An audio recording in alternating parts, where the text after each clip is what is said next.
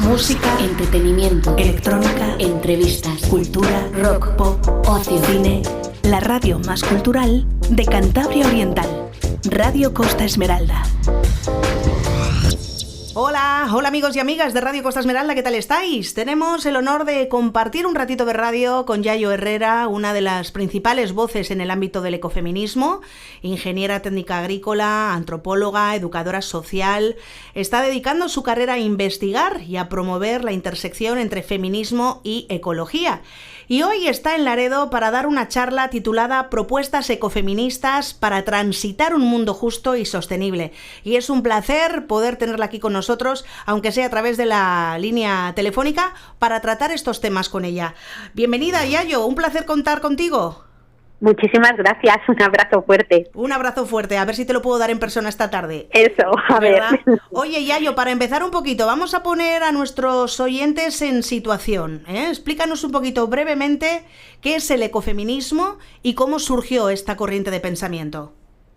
Bueno, pues es, como tú dices, una corriente de pensamiento, también un movimiento social, que en Europa, digamos, la primera vez que se utiliza este término es prácticamente en el año 1971, con una mujer francesa, Françoise Dobon, que fue la primera que lo utilizó, ¿no? Uh-huh. Es el momento justamente después de la publicación del informe sobre los límites al crecimiento del Club de Roma, y un movimiento en el que también empezaban un poco todas las preocupaciones ecológicas, en muchos casos también muy vinculadas a la cuestión de la guerra, a la cuestión del armamento y de los riesgos que suponía sobre todo el armamento nuclear, ¿no? Con el tiempo fue evolucionando y digamos que el ecofeminismo, los ecofeminismos, porque son muy plurales, igual que cualquier corriente de pensamiento, cualquier movimiento social, los ecofeminismos lo que se basan fundamentalmente es en preguntarse y proteger aquello que sostiene la vida. Es decir, se pregunta qué es lo que sostiene la vida humana. Uh-huh. Y reconocen que para que haya vida humana, primero tiene que haber naturaleza, porque no hay nada de lo que los seres humanos producimos en la economía o con nuestra tecnología que no dependa de la naturaleza. El agua, los minerales que generan energía, la propia fotosíntesis que permite que las plantas se reproduzcan, son procesos naturales. Los seres humanos los utilizamos, pero no los controlamos a voluntad, ¿no? Y por otro lado, los seres humanos también dependemos de otras personas. Es obvio que una criatura recién nacida, muchas veces las personas muy mayores, las personas enfermas, quien es diverso funcional, no puede sobrevivir cotidianamente si nadie se ocupa de ellos, ¿no? Uh-huh. Ese cuidado de los cuerpos ha estado asignado mayoritariamente y de forma no libre, sobre todo a las mujeres, a través del tiempo. Y ha sido un trabajo y una tarea que ni siquiera se ha llamado trabajo. O sea, cuando se hace, por ejemplo, la encuesta de población activa, se denomina población no activa a mayoritariamente mujeres amas de casa, que a lo mejor han estado 50 años de su vida disponibles 24 horas al día para garantizar, claro, trabajando, a eso no se le llama, claro, a eso no se le llama trabajo, y ellas mismas muchas veces dicen que no trabajan, que se dedican a sus labores, ¿no? Pero lo cierto es que sin toda esa tarea la vida humana no se puede sostener. Uh-huh. Entonces, de esa conciencia de codependencia y también de interdependencia entre personas surge una forma de mirar que lo que hace es plantear una organización económica, política y cultural, decimos que pone la vida en el centro, es decir, que se articula precisamente a partir del compromiso con la garantía de condiciones dignas de vida para las personas y también para las personas que se ocupan de cuidar de esa vida, ¿no? Y digamos que ese es el punto de partida desde el que podemos repensar la ciencia, el urbanismo, la economía, la política, ¿no? Desde ahí podemos repensar, desde mi punto de vista, con un objetivo probablemente mucho mejor para la vida de todas y todos, no solamente de las mujeres, sino también del resto de las personas y de el resto del mundo vivo, ¿no? Uh-huh. Oye, Yayo, en el contexto actual, ¿no?, en el que nos encontramos, estamos con una crisis climática terrible también me parece que haya gente que le quite importancia o que no crea realmente las señales claras que ya nos está dando la madre tierra, ¿no?, como me gusta a mí denominarla. Y luego, por otro lado, también estamos dentro de un contexto repleto de desigualdades sociales, ¿no? ¿Cómo desde el ecofeminismo podemos abordar, ¿no?, estos desafíos que se nos plantean ahora? Bueno, que llevan ya tiempo planteándose, pero demasiados oídos sordos hay, ¿no? Sí, totalmente. A ver, yo creo que en el fondo la mayor parte de la gente sabe que tenemos problemas. Una cosa es que no lo quieras llamar cambio climático o niegues el cambio climático, pero cuando tú hablas incluso con muchas personas que lo niegan, no dejan de hablar de carencia de agua, de problemas de suministros con cosas básicas, del precio de las materias primas o de los insumos que hacen falta para el campo, para la agricultura. Es decir, todo el mundo es consciente de que esos problemas están, y lo que sucede es que no hay tanto acuerdo a veces sobre cuáles son sus causas estructurales. Es decir, hay gente que le echa la culpa solo a la especulación, que tiene mucha razón de que la hay, y hay gente que además de la especulación se dice que se especula sobre cosas que dan síntomas de agotamiento o de escasez, que también es verdad, ¿no? Entonces, ahí yo creo que bueno, que parte del malestar social y de la crispación social que estamos viviendo tiene que ver con que en el fondo, se nombre o no, hay una enorme cantidad de gente que se da cuenta de que las cosas no van bien. Y eso genera malestar, genera miedo, genera incertidumbre, y ahí es donde bueno, pues los agentes sociales y políticos tratan de capitalizar esos malestares, a veces echándole la culpa, por ejemplo, a las personas migrantes, que los pobres lo único que hacen es salir de países saqueados, ¿no? Y otras veces, y rara vez, digamos, tenemos un poco el sosiego para plantearnos buscar causas estructurales y, por tanto, tratar de resolver, ¿no? Yo creo que un elemento básico, a todo esto se une esto que decías tú de las desigualdades sociales, o sea, que ya no tienen que ver ni siquiera con que alguien esté desempleado, sino que hay gente que tiene trabajo y no llega a final de mes. No llega a final de mes porque la vivienda cuesta un dineral, porque los suministros eléctricos son caros, porque la cesta de la compra ha subido a lo bestia, ¿no? Sí. Entonces, bueno, pues todas esas cosas conviene analizar cuáles son las causas, porque podemos adoptar medidas que, bueno, que nos calman a lo mejor o nos tranquilizan momentáneamente, pero no resuelven los problemas, ¿no? Desde nuestro punto de vista hay como dos elementos claves. El primero es que hay que abrir el debate sobre las necesidades humanas. Es decir, vivimos en un planeta que tiene límites físicos, y la forma de vivir, sobre todo de los últimos 80 o 90 años, ha hecho que minerales finitos, como es el petróleo, como es el carbón o el gas natural, pero también el cobre o el litio, sean minerales que dan síntomas de agotamiento. Y sin embargo, hemos construido nuestra forma de organizar la vida en común sobre el petróleo, o sobre muchos de esos minerales. Obviamente que el petróleo decline implica pensar en organizar la vida de otra manera. Y puede ser que haya quien pretenda no cambiar su forma de vida porque está en lugares de privilegio, pero eso supone inevitablemente que otras personas que no están en esa situación de privilegio empeoren sus condiciones de vida, o que algunas que hasta ahora han estado a salvo vean empeorar también su propia situación, ¿no? Hay otra manera de afrontar esos límites físicos del planeta, que es pensar en qué es lo que necesitamos todas las personas y ver cómo lo podemos garantizar.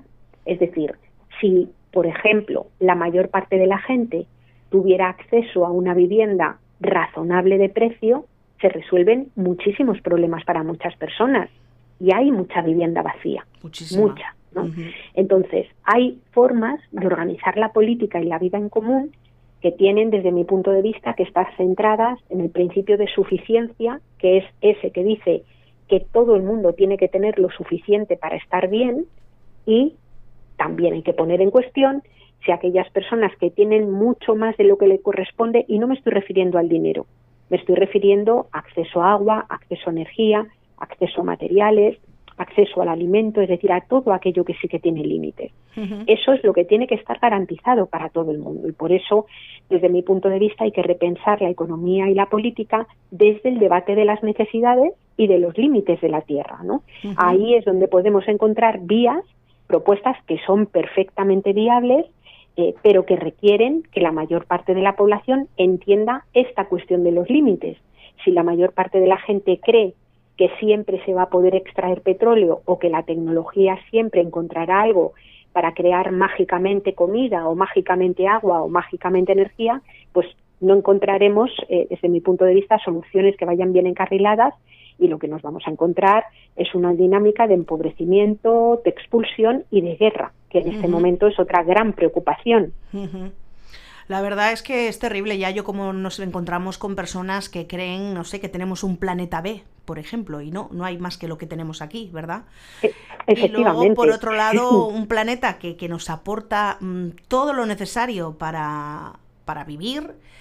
Falta saber racionar, dosificar, que eso también qué complicado es, ¿no? Con el problema que tenemos los humanos de la avaricia, ¿no? Y luego, pues, por otro lado, darnos cuenta de que estamos volviéndonos unas criaturas demasiado retorcidas, ¿no? Con tanta tecnología, pensando en la tecnología, pensando en el dinero, que eso además no se come. Y eso nos puede aportar ciertas cosas, pero es como que nos estamos cada vez deshumanizando más y convirtiéndonos más, no sé, más robotizados, más, ¿no? Perdiendo la humanidad. Sí, yo creo que sobre todo el problema es cuánto se resalta eso. Ya. Es decir, que está puesto en el centro todo el rato que es totalmente cierto que existe, y sin embargo no dedicamos el mismo esfuerzo a seguir mostrando la cantidad de relaciones de cooperación, de apoyo mutuo, altruistas que existen, que son muchísimas. Y de confianza. Quiero decir que cuando una persona con su criatura pequeña la deja por primera vez en una escuela infantil, la deja con personas que no conoce de nada porque confía en que la van a tratar bien. O cuando vamos al médico y tenemos una enfermedad grave y el médico nos pone un determinado tratamiento, lo acatamos sin dudarlo, porque estamos convencidas de que el médico está velando por nuestra salud, ¿no?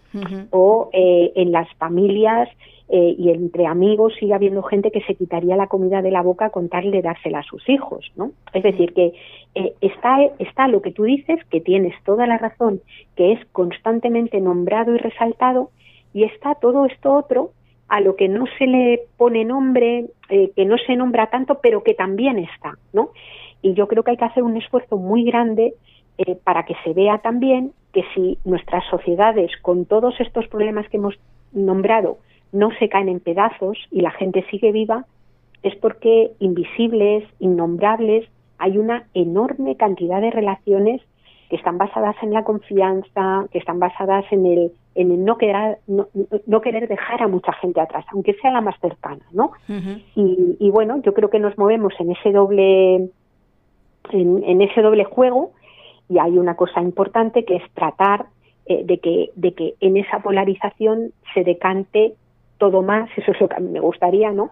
Hacia las relaciones de apoyo mutuo, hacia las relaciones de cuidado y de preservar la posibilidad de que la vida siga siendo una vida decente y salir de dinámicas de guerra, de violencia o de estigmatización que, bueno, pues que por desgracia vamos viendo que también van creciendo enormemente, ¿no? Que es que el discurso de lo bélico y de la guerra está calando como si fuera una cosa natural, de una forma que es muy preocupante, ¿no? Mucho, la verdad que es muy, muy preocupante. Y con los resultados que estamos viendo, cómo está creciendo la intolerancia, cómo están creciendo discursos de odio, etcétera, la verdad que estamos en un punto que la verdad que duele pensar, ¿no? A mí me gustaría también saber, Yayo, a ti personalmente, ¿qué te llevó a enfocarte, ¿no? digamos, en el ecofeminismo? ¿Y cómo está siendo tu recorrido en este campo? Porque yo sé que tú llevas en esto muchísimo tiempo y yo no sé si es a raíz de ciertos resultados de estas elecciones y demás, pero me estoy encontrando a compañeros, amigas que están un poco como que están perdiendo la confianza, que se sienten apesadumbrados, y yo les digo, bueno, pero seguramente que nosotros no lo vemos, pero se está generando muchísimo movimiento y en estos años se han debido de conseguir algunas cosas, ¿o no? A ver, yo diría que, yo fíjate, yo empecé, bueno, me crié en una familia, mi padre murió cuando éramos muy pequeños, somos 5 hermanos y hermanas, y yo empecé muy, muy jovencita, pues a participar en colectivos que tenían sobre todo que ver con la solidaridad delante de los sectores más empobrecidos y demás, no sé, porque igual también por familia o lo que fuera se despertó como esa sensibilidad, ¿no? También he estado en mis primeros trabajos, estuve participando en el movimiento sindical y por los derechos de las trabajadoras, y siempre he tenido la sensibilidad ecologista. Me crié en una ciudad, pero siempre no sé por qué, he sido como muy consciente de que no había vida posible sin la naturaleza, y que la única posibilidad de que hubiera sociedades realmente justas es que no nos cargáramos la naturaleza que nos sostiene, porque a veces se ve la naturaleza como si fuera algo estético, ¿no? Es decir, que te guste el campo, pero al final la naturaleza también es el espacio que produce todo lo que hace falta para estar vivo. Claro, el problema es eso, que lo estamos convirtiendo como en maquinaria de producción sin darnos cuenta de que forzando así nos vamos a quedar sin nada. Efectivamente, ¿no? Yo ahora que vivo aquí en Cantabria, vivo en un pueblo pequeñito y el pueblo en el que vivo es ganadero, ¿no? Y los ganaderos pues saben perfectamente que si se fuerzan los praos, saben perfectamente que cuando no llueve o cuando llueve menos, el ganado se queda en los montes y en los pastos sin agua, es decir, que hay como un vínculo que no es místico ni es un vínculo de puro sentido de dependencia de la naturaleza, y que sabes perfectamente que lo que te cargas luego no lo tienes, ¿no? Claro. Bueno, pues ese vínculo hay una parte importantísima de la sociedad que lo ha perdido. Sí. Incluso el tema ganadero, ahora con esas granjas ganaderas intensivas. Sí, claro. Yo estoy hablando de los ganaderos extensivos de estos pueblos, ¿no? De manera tradicional, más tradicional. Claro, que son, es decir, son verdaderos guardianes del paisaje, ¿no? Pero te encuentras con que efectivamente lo que tú dices, cuando llegas a cualquier lugar y metes miles de animales hacinados en una granja, eso se transforma en como una especie de industria extractivista que además genera un montón de problemas, es decir, que unos años después tienes el territorio literalmente arrasado, ¿no? Contaminación, no sabemos ni lo que nos comemos con ese tipo de carnes, etcétera, ¿no? Claro. Podrías verlo ahora mismo, que por ejemplo aquí en Cantabria también está abriéndose todo el debate sobre el turismo industrial, ¿no? Es decir, que es otro proceso que ya hemos visto a dónde ha llevado en Canarias o en Baleares, y hay un empeño machacón en, una vez destrozado un lugar, irte a otro y empezar el mismo proceso, ¿no? Bueno, es una cosa terrorífica, ¿no? Entonces, yo empecé por ahí, descubrí un poco el tema de y al ecofeminismo llegué porque de repente, a través de algunas lecturas y sobre todo a través del trabajo de los colectivos de las mujeres de países del sur global, de lo que llamamos defensoras de la tierra, es decir, mujeres en países como Colombia, como Ecuador, como en mi caso de América Latina, que fue lo que más conocí, me di cuenta de que al final, digamos, sostener la vida humana tenía estas dos patas. Significa cuidar los cuerpos que son vulnerables, es decir, asumir que la vida humana no se mantiene sola, no hay ningún sujeto que sea completamente independiente. Siempre vas a necesitar que alguien te cuide en la infancia, o sea, que la vida humana es también interdependiente, no solamente codependiente, ¿no? Y mirando desde ahí, me da la sensación de que es posible pensar en una forma de articular la vida en común, la política, la economía, la cultura, que genere vida posible, buena para todo el mundo, no solo para las mujeres.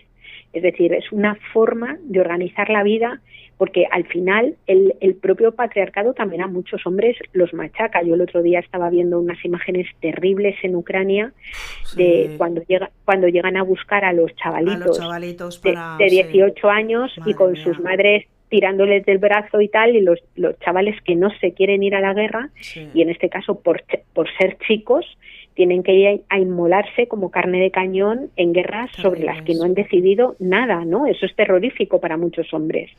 Entonces, esta forma lo que permite de alguna manera, creo yo, es buscar modos de vida en donde quepamos todas las personas, y donde además tengamos la seguridad de que nuestros hijos y nuestras hijas van a poder seguir cabiendo, ¿no? Porque la papeleta que les dejamos, es decir, si no hacemos nada por arreglarlo, vamos a ser unos pésimos antepasados para nuestros hijos. Uf, ya lo creo. O sea, pésimos, ¿no?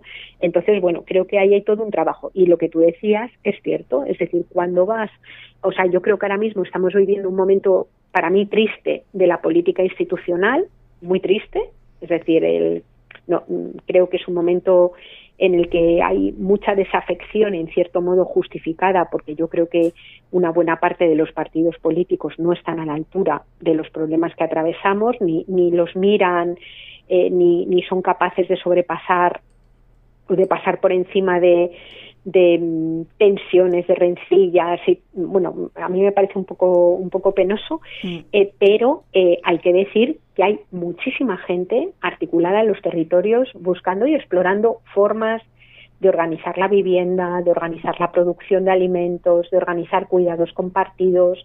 Es decir, yo veo que me muevo por muchísimos sitios, veo cada vez más colectivos de gente preocupándose por cómo explorar formas distintas de hacer, ¿no?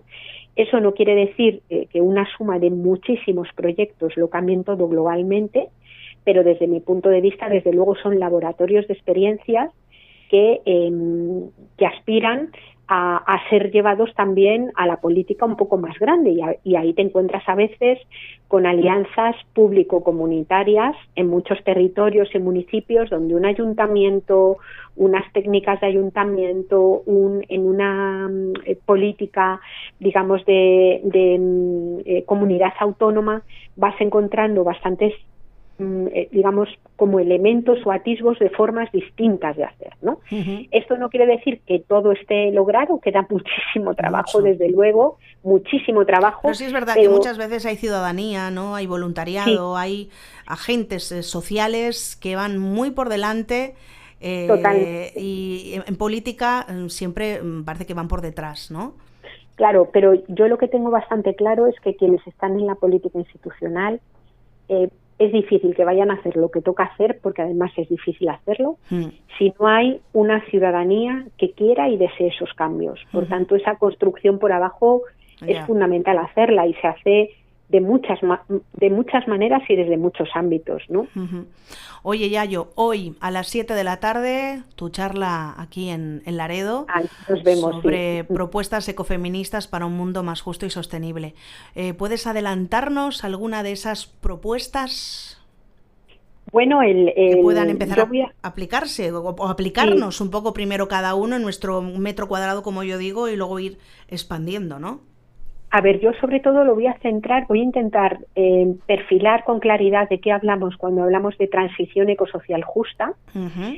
Y desde ahí, bueno, en el terreno de lo macro, a escala estatal, se puede vertebrar en una serie de propuestas, ¿no?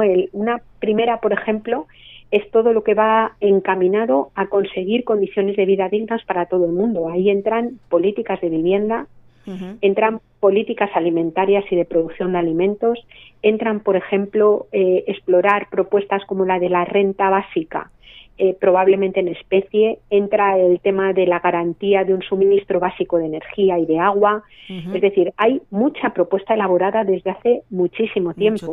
para poder un poco, o sea, yo no creo que el tema sea tanto la falta de propuesta como el conseguir una cierta masa crítica de gente hace falta que quiera esos cambios y que los empuje. Más movilización, ¿no?, comunitaria, y que la gente también que no se deje llevar por el desencanto, ¿no?, que es lo que veo yo un poquito. Porque estas cifras que hemos tenido, ¿no?, en cuanto a estas elecciones europeas y demás, pero no se comenta que la participación al final ha sido muy baja y que hay mucha gente llena de desencanto que no se ha animado a ir y poner su papeleta también, ¿no?, y aportar, movilizar, ¿no? Desencantada, enfadada también, ¿no? Es decir, que hay mucha abstención también desde la rabia, desde el enfado, ¿no? Y esto es importante trabajarlo, porque a veces la rabia, el miedo y el enfado pueden llegar a lugares muy oscuros, ¿no? Y Lo que hay que hacer es eso, no intentar dejarse llevar por esta parte negativa y buscar la manera de renovar ilusiones un poquito cada día, porque claro, es que si que no, para mí es, porque además claro, esto es una lucha muy de fondo, ¿verdad? Claro, para mí eso pasa sobre todo por la construcción de comunidad. Yo creo que la única forma para convertir el desaliento es que estemos articulados en espacios colectivos donde además en los que además disfrutemos. Sí. Es decir, porque si al final el activismo se convierte en una pelea constante, claro, nadie querrá estar ahí. Y que además tenemos que aprender también a dosificarnos un poquito, decir, mira, hasta aquí llego, pero cada día voy a seguir y bueno, haciendo un poquito de tripas corazón, porque lo que hace falta es gente que luche toda la vida y que no se queme, ¿no? Estamos viendo como hay mucho activismo que se está quemando, gente que tira la toalla, y bueno, yo creo que lo que hay que entender, ¿no? Es un poquito la necesidad de eso, de dosificarse, de saber hasta dónde llegamos y de no perder esa ilusión al final que nos motiva, ¿no? Por hacer las cosas. Sí, totalmente, muy de acuerdo. Oye, Yayo, un verdadero placer tenerte con nosotros. La verdad que me gustaría que hubiéramos podido hacer la entrevista presencial, porque tengo un montón de preguntas, pero bueno, hoy a las 7 de la tarde, en la Casa de Cultura Dr. Velasco de Laredo, pues muchísima gente se va a acercar allí para disfrutar de su tiempo contigo y bueno, de esta charla que tienes preparada. Así que para terminar este ratín, me gustaría que fueras tú la que le dijeses a nuestra audiencia, bueno, pues la importancia un poquito, ¿no?, de adoptar esta perspectiva ecofeminista en nuestra vida cotidiana, importantísimo, y sobre todo que la gente se anime y acuda esta tarde a disfrutar de un ratito contigo y a un poquito, bueno, a invitar a la reflexión, ¿no?, en el fondo, que yo creo que es mucho de lo que se hace en estas charlas, ¿no? Bueno, pues yo sobre todo lo que quiero dar es las gracias anticipadas a las personas que se vayan a acercar, ¿no? Y lo que espero y me parece importante es lo de construir espacios de diálogo donde pueda caber la diferencia, donde pueda caber la discrepancia, pero que de alguna manera, digamos, no dejemos delegado a otras personas que puedan estar en gobiernos o en posiciones de gobierno, una cosa tan importante como cómo vamos a organizar el tiempo, cómo vamos a organizar el territorio, cómo queremos que sea nuestra vida en común.